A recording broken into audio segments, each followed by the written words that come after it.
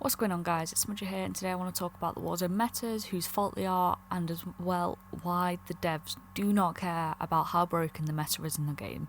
It's no secret that the Cold War integration has brought the DMR, the MAC-10, the DMRs, and they've been running Verdansk. But this is just a long line of metas we've experienced over Warzone's checkered history, and the game's only been out for just over a year. It hasn't had that much time, but it's had a hell of a lot of broken metas. It started off with the ground MP5, and whilst the ground needed a bit of an adjustment in terms of its recoil and damage at long range, the meta was more just easy than overpowered. But since the nerf of the ground, we've seen a tyrant of overpowered metas rise: the Bruin, the snake shots, the FAL, the fire shotties, and those weird few days where the famous shotgun reigned supreme, which was a strange time in the history. Now, before Cold War dropped, there was the Kilo meta, which was the most balanced I think we've seen. Obviously, the Kilo was the best gun in the game. That didn't mean other guns weren't viable, which I think makes for a good meta. A lot of people were switching to the AMAX, and the Grau was still viable. You could use the M4 if you wanted. Other weapons were still usable without feeling like you're going to lose 99% of all gunfights. In my opinion, that's what makes a good meta, or at least a non-frustrating one. There's some scope for creativity, some scope for trying out new things and not being stuck to one gun. But with so many broken metas in the game, who's really to blame for them? After all, metas only become metas when people know about them and use them. I know a lot of people place blame with streamers and content creators for broken metas. It makes for good content to show an overpowered gun as a new meta. It's good clickbait, makes for a good thumbnail, best class setups, insane clips. This is how people make their livings. It's understandable. But with the popularity of Warzone really fueled by these big creators, I'm not sure it would be the game it is today without that exposure. Yes, making decisions about the broken weapons in the game increases the use of those weapons in the general population, but the chances are the general population would find these metas anyway. Think about it, all it takes is for you to be killed by this broken weapon 1 or 2 times in a couple of games, and you start to use it to see why you're getting smoked by it, and the cycle repeats itself. The process to developing that meta might be a bit slower, but it would still emerge, and it happens in almost every COD. Think about it, even in pub stomping, there were the best guns to use to pub stomp. It's just the way that COD is. There are metas and people will use and abuse them. On the flip side, I'd say that streamers have a certain level of influence to remove metas from the game, but only to a point and only for certain metas. The best example of this is the FAMAS shotty. That gun was broken as hell, capable of killing anyone in a shot up to 30 meters. It was publicised by streamers all over social media. I'm not sure anyone would have really figured it out except for maybe, a small group of friends here and there, and within a day or two Activision put out a fix that was already being worked on.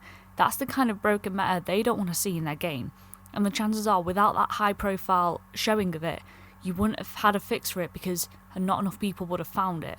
So GG's all around there, well done to the streamers, but that makes you ask, why haven't they responded that quickly to other broken metas? And I think that answer kind of comes from a few different areas. The first one being, devs might test guns in bot lobbies and simulations before release, yes, but the best way to test the true potential of a gun for free and with mass feedback is just to release it into the game. Similar to the beta launches of Cold War, beta launches of any game, it's the quickest, easiest way, cheapest way of getting feedback. It's not pleasant for the players that play a lot of the game, but it's great data collection and feedback exercise for the devs. Why wouldn't you do it? It's not going to drive the majority of people away from your game. It's just not. If it did, they wouldn't do it. The next reason is that the majority of players are casual players.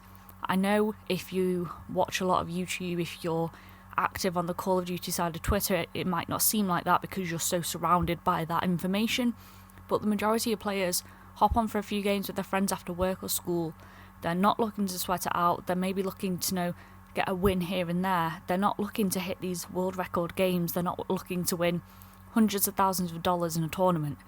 The metas that rise and the metas that stay cater to these players, and it's as simple as that. As Activision, as the devs, why would you remove these metas quickly if it's catering to the majority of your player base? And finally, metas are a moneymaker for Activision.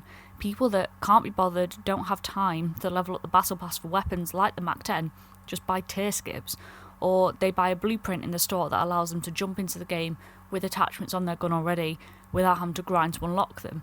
Not everyone has the time to sit down and grind out a gun for a couple of hours. They have limited time, they're busy people.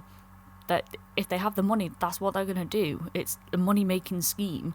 And on the other side of that, it encourages more game time from the people that do have the time to grind it, which is also a good thing, because not only does it make Call of Duty like a very, very good game, because look how many people are playing it, look how long they're playing it for. The more you keep people engaged, the more likely they're finally going to buy something from the store, they're finally going to buy the Battle Pass. It's a win-win from the devs' point of view.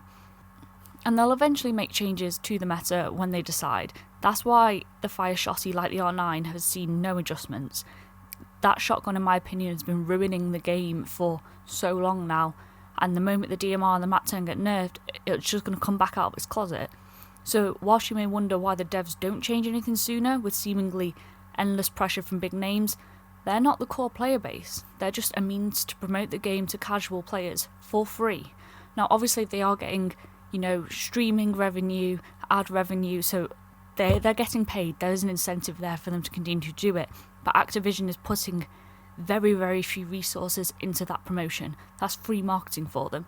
If they wanted to make changes, they could. They proved that with the Fama Shotty and how quickly it got nerfed.